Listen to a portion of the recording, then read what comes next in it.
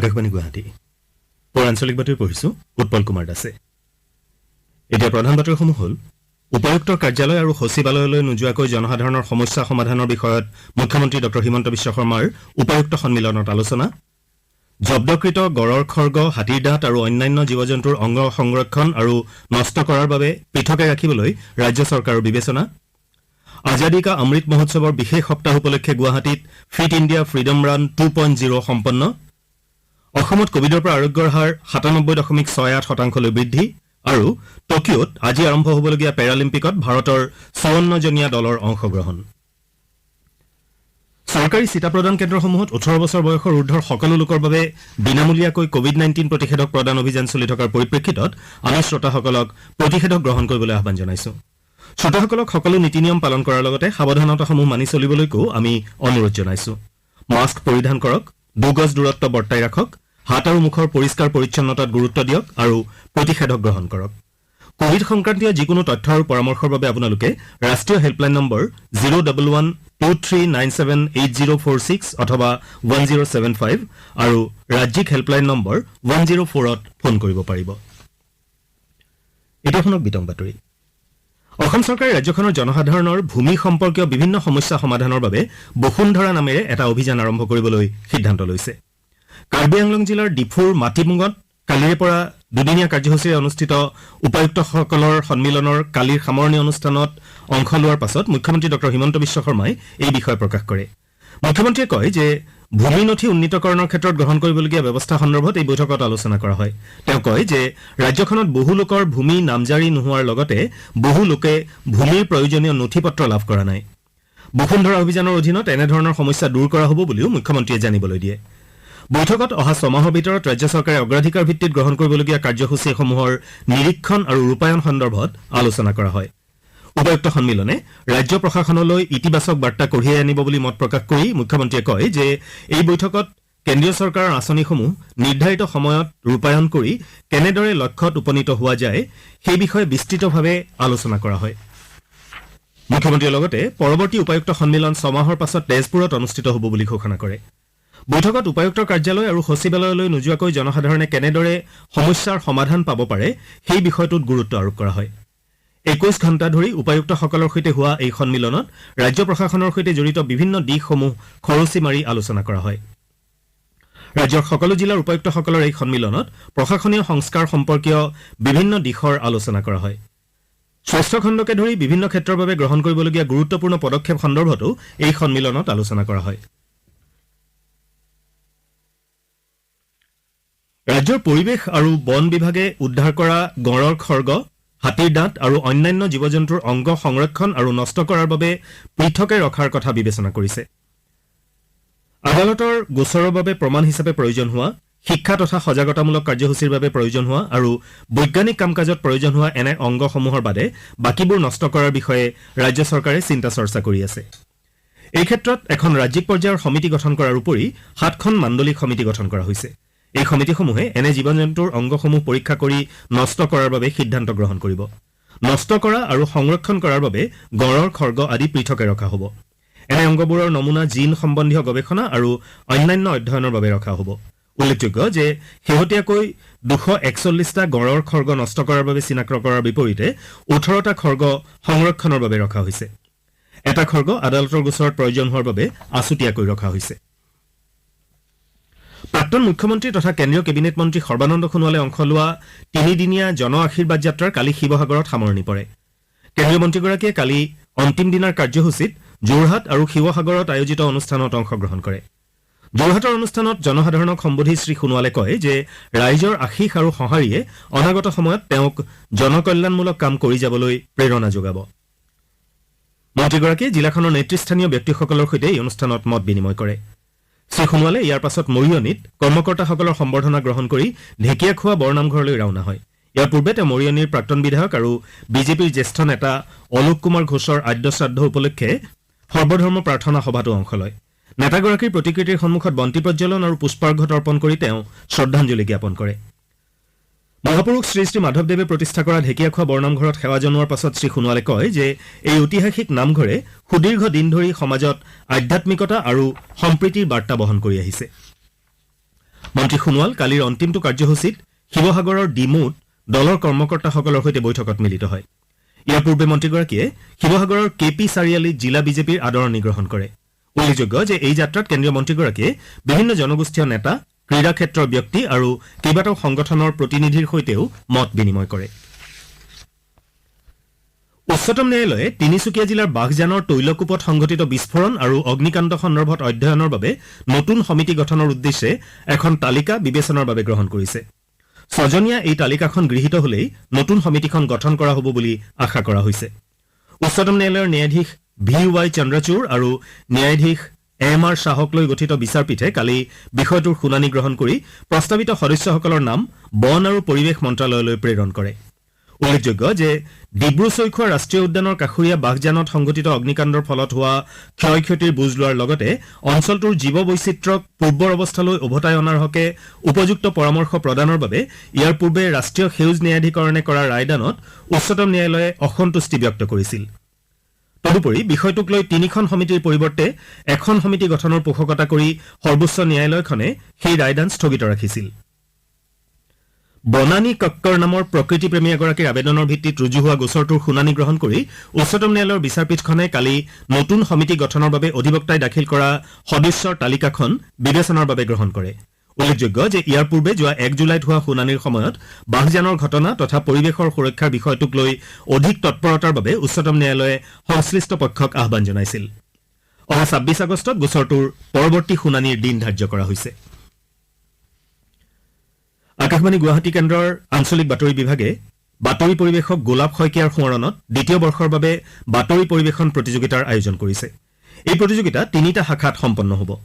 ক শাখা 5ম শ্ৰেণীৰ পৰা 10ম শ্ৰেণীলৈ, খ শাখা একাদশৰ পৰা স্নাতক পৰ্যায়লৈ আৰু গ শাখা সকলোৰে বাবে মুকলি থাকিব। প্ৰতিটো শাখাত প্ৰথম আৰু দ্বিতীয় অৰ্থাৎ দুটাকৈ পুৰস্কাৰ দিয়া হ'ব। প্ৰথম আৰু দ্বিতীয় স্থানপ্ৰাপ্ত প্ৰতিযোগীক ক্ৰমে 2000 টকা আৰু 1000 টকা তথা প্ৰমাণ পত্ৰ দিয়া হ'ব। প্ৰতিযোগীসকলে অসমীয়াত যিকোনো এটা বাতৰি 1 মিনিটৰ ভিতৰত বাণীবদ্ধ কৰি পঠিয়াব লাগিব। বাতৰি পৰিৱেশকগৰাকীৰ নাম, ঠিকনা, শিক্ষাগত অৰ্হতা লিখি 15 ছেপ্টেম্বৰৰ ভিতৰত পোৱাকৈ পঠিয়াব লাগিব। ক শাখাৰ প্ৰতিযোগীসকলে 9716680969, খ শাখাৰ প্ৰতিযোগীসকলে 7086158590 আৰু গ শাখাৰ প্ৰতিযোগীয়ে 9678209424 নম্বৰলৈ প্ৰতিযোগিতাৰ বাবে বাতৰিটো হোৱাটছএপ যোগে প্ৰেৰণ কৰিব লাগিব। আপোনালোকে আঞ্চলিক বাতৰি শুনিছে আকাশবাণীৰ গুৱাহাটী কেন্দ্ৰৰ পৰা। আজাদী কা অমৃত মহোৎসৱৰ বিশেষ সপ্তাহ উপলক্ষে গুৱাহাটীত আজি ফিট ইণ্ডিয়া ফ্ৰীডম ৰান 2.0 সম্পন্ন হয়। চানমাৰীৰ পৰা দীঘলীপুখুৰী পাৰলৈ আয়োজিত এই কাৰ্যসূচীৰ কাৰাটে প্ৰশিক্ষক জিতেন কুমাৰ দাসে ফ্লেগ অফ কৰে। অনুষ্ঠানত প্ৰেছ ইনফৰমেশ্যন ব্যুৰোৰ অতিৰিক্ত সঞ্চালক প্ৰধান SN প্ৰধান উপস্থিত থাকে। বিয়লি ৰবীন্দ্ৰ ভৱনত হ'বলগীয়া সাংস্কৃতিক অনুষ্ঠানত বিভিন্ন প্ৰতিযোগিতাত বিজয়ী প্ৰতিযোগীসকলক বঁটা প্ৰদান কৰা হ'ব। উল্লেখযোগ্য যে আজাদী কা অমৃত মহোৎসৱৰ অংশ হিচাপে তথ্য আৰু সম্প্ৰচাৰ মন্ত্ৰালয়ে আয়োজন কৰা বিশেষ সপ্তাহৰ কালি তথ্য আৰু সম্প্ৰচাৰ মন্ত্ৰী অনুৰাগ সিং ঠাকুৰে শুভাৰম্ভ কৰিছিল। এই বিশেষ সপ্তাহত জন অংশগ্ৰহণ আৰু জন আন্দোলনৰ উদ্যমেৰে সমগ্ৰ দেশৰ জনসাধাৰণৰ অংশগ্ৰহণৰ আশা কৰা হৈছে। আকাশবাণীৰ বাতৰি বিভাগ আৰু ইয়াৰ আঞ্চলিক গোটসমূহে ধৰোহৰ, নিচান আৰু অপৰাজিতাৰ দৰে সাপ্তাহিক অনুষ্ঠান প্ৰচাৰৰ ব্যৱস্থা কৰিছে। ধৰোহৰত স্বাধীনতা সংগ্ৰামৰ নেতাসকলৰ ভাষণ প্ৰচাৰ কৰাৰ বিপৰীতে নিচানত স্বাধীনতা সংগ্ৰামৰ স্মৃতি বিজড়িত 75টা স্থানৰ বিষয়ে প্ৰচাৰ কৰা হ'ব। উল্লেখযোগ্য যে বিভিন্ন ৰাজ্যৰ তথ্য আৰু সম্প্ৰচাৰ সঞ্চালকালয় তথা মন্ত্ৰালয়ৰ আঞ্চলিক কাৰ্যালয়সমূহৰ সহযোগত আজাদী কা সফৰ তথা আকাশবাণী কে সাথ শীৰ্ষক আকাশবাণীৰ দৈনিক অনুষ্ঠান দেশৰ বিদ্যালয় আৰু মহাবিদ্যালয়সমূহত প্ৰচাৰ কৰা হ'ব। তদুপৰি ইতিমধ্যে আকাশবাণীৰ আঞ্চলিক বাতৰি বিভাগে অমৃত মহোৎসৱ উদযাপনৰ অংশ হিচাপে স্বাধীনতা সংগ্ৰামৰ সৈতে জড়িত গুৰুত্বপূৰ্ণ দিনসমূহৰ বিষয়ে 5 মিনিট জোৰা বিশেষ অনুষ্ঠান প্ৰচাৰ কৰি আছে। একেদৰে আকাশবাণীৰ উদ্যোগত ৰাষ্ট্ৰীয় আৰু আঞ্চলিক পৰ্যায়তো কুইজ প্ৰচাৰৰ দিহা কৰা হৈছে। বিশেষভাৱে উদযাপিত হ'বলগীয়া এই সপ্তাহটোত দূৰদৰ্শন যোগে বিশেষ চলচ্চিত্ৰ প্ৰদৰ্শন কৰা হ'ব। দূৰদৰ্শনে কেইখনমান বিশেষ তথ্যচিত্ৰ তথা ৰাজীৰ দৰে কেইবাখনো জনপ্ৰিয় চলচ্চিত্ৰ প্ৰদৰ্শনৰ ব্যৱস্থা কৰিছে। ইপিনে অসমতো এই সপ্তাহ উপলক্ষে বিভিন্ন কাৰ্যসূচী গ্ৰহণ কৰা হৈছে। গুৱাহাটীৰ ৰিজিয়নেল আউটৰিচ ব্যুৰোৱে গুৱাহাটীৰ ৰবীন্দ্ৰ ভৱনত দেশৰ স্বাধীনতা সংগ্ৰাম সম্পৰ্কীয় এখন আলোকচিত্ৰ প্ৰদৰ্শনীৰ আয়োজন কৰিছে। প্ৰদৰ্শনীখন উদ্বোধন কৰি ৰাজ্যৰ সাংস্কৃতিক পৰিক্ৰমা বিভাগৰ সঞ্চালক কিশোৰ ঠাকুৰীয়াই ROBয়ে আয়োজন কৰা এই কাৰ্যসূচীৰ শলাগ লয়। অনুষ্ঠানত আৰবি গুৱাহাটীৰ উপ সঞ্চালক অৰিজিৎ চক্ৰৱৰ্তীয়ে কয় যে স্বাধীনতা সংগ্ৰামৰ বিষয়ে জনসাধাৰণক সজাগ কৰি তোলাৰ উদ্দেশ্যে এই প্ৰদৰ্শনীৰ আয়োজন কৰা হৈছে। আনহাতে এনে সজাগতা সৃষ্টিৰ লক্ষ্যৰে প্ৰতি বুধবাৰে সন্ধিয়া 6:45 কুইজ প্ৰতিযোগিতাৰ আয়োজন কৰা হৈছে। লগতে চিত্ৰ, শ্লোগান আৰু আকস্মিক বক্তৃতাকে ধৰি আন বিভিন্ন প্ৰতিযোগিতাও বিদ্যালয় আৰু মহাবিদ্যালয়ৰ ছাত্ৰ ছাত্ৰীৰ বাবে আৰবিয়ে আয়োজন কৰিছে। অসমত কোভিডৰ পৰা আৰোগ্যৰ হাৰ 97.68% বৃদ্ধি পাইছে। ৰাজ্যখনত যোৱা 24 ঘণ্টাত 705 জন কোভিড ৰোগী সুস্থ হৈ উঠে। ইয়াকে লৈ ৰাজ্যখনত বৰ্তমানলৈকে সুস্থ হৈ উঠা লোকৰ সংখ্যাই 5,71,000 অতিক্ৰম কৰিছে। আনহাতে দেশত বৰ্তমানলৈকে কোভিড প্ৰতিষেধকৰ 58,82,00,000ৰো অধিক পালি প্ৰদান কৰা হৈছে। কেন্দ্ৰীয় স্বাস্থ্য মন্ত্ৰালয়ৰ প্ৰতিবেদন অনুসৰি কালি সন্ধিয়া 7 বজা পৰ্যন্ত মুঠ 58,82,21,623 পালি প্ৰতিষেধক দিয়া হৈছে।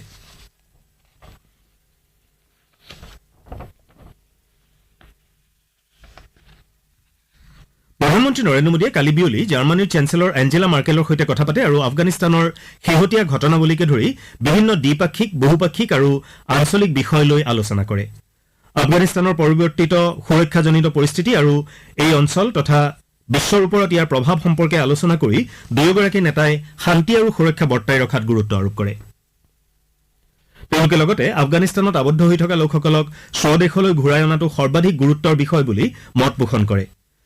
দ্বিপাক্ষিক বিষয় সন্দৰ্ভত নেতাদ্বয়ে কোভিড-19 প্ৰতিষেধক প্ৰদানৰ ক্ষেত্ৰত সহযোগিতা, জলবায়ু আৰু শক্তিকেন্দ্ৰিক উন্নয়ন সহযোগিতা আৰু দুয়ো দেশৰ মাজত ব্যৱসায় তথা বাণিজ্যিক সম্পৰ্ক সুদৃঢ় কৰাৰ বিষয়ে আলোচনা কৰে। টকিঅ'ত আজি আৰম্ভ হ'বলগীয়া পেৰালিম্পিকত ভাৰতৰ 54জনীয়া দল এটাই অংশগ্ৰহণ কৰিছে। পেৰালিম্পিকৰ ইতিহাসত প্ৰথমবাৰৰ বাবে ভাৰতৰ সৰ্ববৃহৎ দলে অংশগ্ৰহণ কৰিছে। আৰ্চাৰী, এথলেটিক্স, বেডমিণ্টন, ভাৰোত্তোলন সহ মুঠ 9 বিধ খেলত ভাৰতে ভাগ ল'ব। আজিৰ উদ্বোধনী অনুষ্ঠানৰ মূল মন্ত্ৰ হৈছে আমাৰ দেউকা আছে। উদ্বোধনী অনুষ্ঠানত হাইজাম্প খেলুৱৈ মাৰিয়াপ্পান থাংগাভেলুৱে ভাৰতীয় ধ্বজা বহন কৰিব। উল্লেখযোগ্য যে থাংগাভেলুৱে 2016 চনত ৰিঅ'ত অনুষ্ঠিত পেৰালিম্পিকত সোণৰ পদক লাভ কৰিছিল। এতিয়া আজি গুৱাহাটীৰ পৰা প্ৰকাশিত দৈনিক বাতৰি কাকতৰ প্ৰথম পৃষ্ঠাৰ বাতৰি চমু অৱলোকন আগবঢ়াইছে জুলি শৰ্মা বৰুৱাই। আজি গুৱাহাটীৰ পৰা প্ৰকাশিত নিয়মীয়া বাৰ্তা কাকতে কোভিড-19ৰ তৃতীয় জোৱাৰ, কেন্দ্ৰীয় চৰকাৰক জৰুৰী সকিয়নি, নীতি আয়োগৰ শীৰ্ষক এটা বাতৰিক প্ৰথম পৃষ্ঠাত প্ৰধান বাতৰি হিচাপে প্ৰকাশ কৰিছে। একেটা বাতৰিকে আমাৰ অসম কাকতে অক্টোবৰত ব্যাপক সংক্ৰমণৰ সকিয়নি, গৃহ দপ্তৰৰ তৃতীয় ঢৌ, সাৱধানেৰে ৰাখক শিশুক শিৰোনামাৰে প্ৰকাশ কৰিছে। বাতৰিটো দ্য আছাম ট্ৰিবিউন কাকতে এক্সপাৰ্টছ ৱাৰ্ন অৱ কোভিড-19 third wave in September October শিৰোনামাৰে প্ৰথম পৃষ্ঠাত প্ৰকাশ কৰিছে। দৈনিক জনভূমি কাকতে বিটিচিৰ ৰাজনীতিত নতুন সমীকৰণ, নাটকীয় পৰিৱৰ্তনৰ দিশে বড়ো ৰাজনীতি শীৰ্ষক এটা বাতৰি প্ৰথম পৃষ্ঠাত মুখ্য বাতৰি স্থান দিছে। একেটা বাতৰিকে দৈনিক অসম কাকতে বড়োভূমিৰ ৰাজনীতি, মুখ্যমন্ত্ৰীৰে চলি আছে আলোচনা, বিটিআৰত পুনৰ হাগ্ৰামা ৰাজ শিৰোনামাৰে পৰিৱেশন কৰিছে। অসমীয়া প্ৰতিদিন কাকতে দেশৰ সম্পদ লিজত দি ঘটিব 6 লাখ কোটি, নেশ্যনেল মনিটাইজেশ্যন পাইপলাইন আঁচনি ঘোষণা, বিত্তমন্ত্ৰীৰ শিৰোনামাৰ এটা বাতৰি প্ৰথম পৃষ্ঠাত মুখ্য বাতৰি হিচাপে প্ৰকাশ কৰিছে। অসমীয়া খবৰ কাকতে বাংলাদেশৰ শিবিৰত ৰোহিংগাৰ জনবিস্ফোৰণ শীৰ্ষক এটা বাতৰি প্ৰথম পৃষ্ঠাত প্ৰধান বাতৰি স্থান দিছে। আজি প্ৰকাশিত অন্যান্য বাতৰিৰ ভিতৰত আছে গাড়ী ভাড়া 50% বৃদ্ধিৰ সিদ্ধান্তক লৈ দল সংগঠনৰ প্ৰতিক্ৰিয়া, ভয়ংকৰ সংঘৰ্ষত নিহত জিলা কমাণ্ডাৰসহ 300 তালিবান, এইবাৰ ৰাষ্ট্ৰীয় ঘাইপথ মুকলি ব্যক্তিগত খণ্ডৰ বাবে ইত্যাদি। এয়াই আছিল আজি গুৱাহাটীৰ পৰা প্ৰকাশিত বাতৰি কাকতসমূহৰ মুখ্য বাতৰি চমু অৱলোকন। ধন্যবাদ জুলি। বাতৰি শেষ কৰাৰ পূৰ্বে প্ৰধান বাতৰি কেইটামান আকৌ এবাৰ। উপায়ুক্তৰ কাৰ্যালয় আৰু সচিবালয়লৈ নোযোৱাকৈ জনসাধাৰণৰ সমস্যা সমাধানৰ বিষয়ত মুখ্যমন্ত্ৰী ডঃ হিমন্ত বিশ্ব শৰ্মাৰ উপায়ুক্ত সন্মিলনত আলোচনা। জব্দকৃত গঁড়ৰ খৰ্গ, হাতীৰ দাঁত আৰু অন্যান্য জীৱ জন্তুৰ অংগ সংৰক্ষণ আৰু নষ্ট কৰাৰ বাবে পৃথকে ৰাখিবলৈ ৰাজ্য চৰকাৰৰ বিবেচনা। আজাদী কা অমৃত মহোৎসৱৰ বিশেষ সপ্তাহ উপলক্ষে গুৱাহাটীত ফিট ইণ্ডিয়া ফ্ৰিডম ৰান 2.0 সম্পন্ন। অসমত কোভিডৰ পৰা আৰোগ্যৰ হাৰ 97.68% বৃদ্ধি। আৰু টকিঅ'ত আজি আৰম্ভ হ'বলগীয়া পেৰালিম্পিকত ভাৰতৰ 54জনীয়া দলৰ অংশগ্ৰহণ। পুৱা আঞ্চলিক বাতৰি ইমানতে শেষ হ'ল। নমস্কাৰ।